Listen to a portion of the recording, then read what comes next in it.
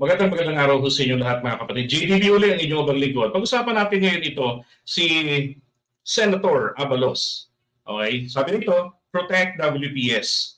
Abalos backs Philippines partnership with other countries to protect interests in WPS. Abalos pro WPS, better than bitter Sara. Diba? Totoo naman, bitter naman talaga si Sara eh. At ang masaklap, dito po kay VP Sara, akalain nyo, minsan na nga lang pong magsalita tungkol yan sa West Philippine Sea. Diba? Sabi nga Akbayan Party, kinote siya rito. Sabi ni Sara, kung ito sinabi niya to kay Amy Rao in a chat, kung di kayo tumigil, huhukayin ko yung tatay ninyo, itatapon ko siya sa West Philippine Sea. Vice President sinasabing, kahit hindi totoo, sinasabing pangalawa sa pinakamataas na leader ng bansa. Ewan. Now, sabi rito ng Akbayan, napuna po siya rito eh. The only time that VP Sara Duterte talk about the West Philippine Sea. Di ba? Ito yung tanging o kauna-unahan na sinambit niya ang West Philippine Sea, pero para lamang pala mambastos ng yumaong dating Presidente Marcos. Diba? Sabi niya, hukayin niya. Sabi nga ng mga loyalista, do it. Pag hindi namin, ibinaon ang tatay mo. Anyway, balikan natin po ngayon itong Senator Abalos. Right? Kasi hindi ba nung nakaraan, nagkaroon ng activity yung US forces sa mga Pilipino. Diba? Ito sa joint marine exercise. Ang tawag doon ay kamandag. Now, ito naman po si Abalos, nananawagan siya dito sa ating pamahalaan na kung saan paigtingin daw, okay? Paigtingin daw po yung modernization ng ating sandatahang lakas nang sa ganoon mas mainam na maprotektahan nila ang internal, yung panloob natin, at saka yung external na mga banta sa ating seguridad. Diba? Ito, to quote him, sabi niya, our soldiers are our frontline defenders. They deserve the best support and resources we can provide. This includes not only modern equipment, but also improved living conditions and benefits. Alam nyo, pinabasa ko to, pumasok agad sa isip ko, kumusta yung kondisyon ng ating mga sandatahang lakas natin? Kamusta yung kondisyon ng mga nandun sa BRP Sierra Madre? Bakit sila naghihirap doon? Bakit matinding kagipitan ang nararanasan nila dyan po sa mga incheck sa West Philippine Sea? Bakit hindi natin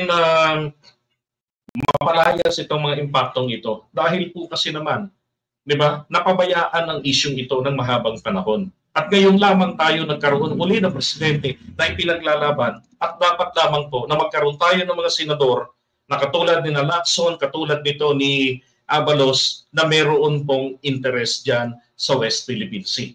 Pabor para sa interest po ng ating bayan. So ito yung kanyang panawagan. Paano niya magagawa yan kung hindi natin siya iboboto, kung hindi natin siya gagawing senador? He had proven enough his loyalty to the Republic, much more to the President. Kahit na siya po'y dating MMDA official ni Duterte, and he served with loyalty and good performance nung nasa MMDA, pero sa ngayon, change of leadership, change of loyalty sa tao, pero sa bayan na napili pa rin naman. Diba? Ito hong usapin na to ng West Philippine Sea.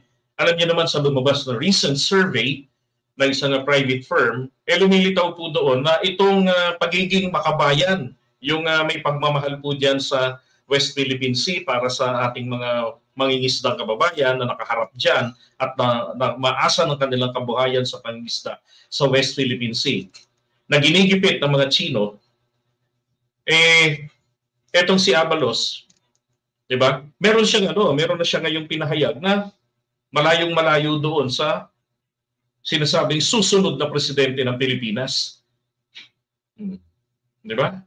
Pero sa akin, dati ayaw ko kay Abalos, pero bakit gusto ko na ngayon kay Abalos? Nakita ko kasi yung performance, yung malawakang pagsuporta niya noon dito po nung hulihin yung mga sangkot yun sa kulto, yung mga ini-investigate ni Narisa Ontiveros. Hindi naman po mahuhuli yung mga yan kung merong order siya sa kapulisan natin na do not participate. Pwede yung muntanga nga lang. Dahil wala naman pong kapangyarihan ng ating Kongreso, maging ang Senado, na utusan magbaba ng order dyan po sa mga state forces natin. Di ba? Siya at ang Pangulo ang meron. At yun naman talagang all-out support. Imagine ilan yung mga hiniring-hiring dyan, ilan yung mga misteryosong mga krimen na nangyayari. Tapos madalian lang, makalipas ng ilang araw, eto na, meron ng resulta. May nahuhuli na. May napo-persecute pa. Di ba? Naalala ninyo yung sa drugs din, kila Mayo, kila Sergeant Mayo. Oh. 'Di ba? Ito yung dapat terminate na nila nung nakarang administrasyon. Pero siguro kaalyado sa negosyong ito, putragis, pinagbakasyon sa Mindanao, ang sabi pinatapon, pero ibinalik, ni-recycle lang, pinalamig lang ang situation. 'Di ba? Malaking panggagago. So ngayon, dito po, para sa akin, okay na ako dito kay Abalos. 'Di ba? At titingin pa rin po tayo ng iba pang mga senador. Kasama siya sa unang 6 na mga senador na napusuan ko po. Na baka kayo magustuhan nyo, i-alok ko sa inyo, 'di ba? Si Abalos, Ping Lacson, si Abby Binay, and then si ano pa ba yung iba? Yung nasa slate ng ating presidente, I'm okay with Manny Pacquiao. Sino pa ba? Kalimutan ko na yung iba eh. Pero 6 na po yan na nasa listahan ko. So I need 6 more. For sure, yan ay manggagaling po sa ibang mga kampo. Di ba?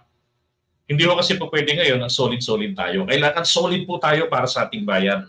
Hindi po itong panahon na magkampi-kampihan sa isang interes. Ito ay panahon para po maging kampi-kampi tayo sa interes po ng ating bayan. Hindi po sa interes ng isang politiko lamang. So pinakita po ng ating Presidente Bongbong Marcos ngayon na pwede naman pala na ganito yung ating galawan, di ba? Na wala tayong kulay-kulay sa politika. Basta't serbisyo totoo lamang para sa mamamayan. So ganoon na rin po yung gawin natin. Alam niyo naman sa Pilipinas, ang political party isang instrumento na lamang, di ba, para makasali sa mga coalition katulad nito. Magkampi-kampihan para sa ngalan ng ikakapanalo, di ba? Pero yung sabihin natin na talaga kung ano yung nung araw na two-party system, etong partido na to, ito yung kanilang stand, and then ito yung stand naman ng kabilang partido, and then lahat sila nag-a-adhere doon, patay na po ang ganyang sistema sa bansa natin. Kung hindi natin mabubuwag ang Senado at hindi po talaga natin magagawa, sama-sama po tayong linisin natin. Maglagay po tayo kahit bago, maglagay tayo ng mga may kakayanan. Maglagay tayo ng mga may pagmamahal sa ating bayan. Alright? Diyan natin masasabi na ito po, nasa mabuting kamay ang ating presidente. Magiging kampante siya na magawa pa yung ibang mga bagay na dapat niyang gawin para sa bayan. Alright, so maraming salamat sa inyong lahat mga kapatid. Ito lang, biglaan lang natin na live ngayon. Alright, we have to be in a hurry. We're going back to Manila. Okay, thank you so much and God bless.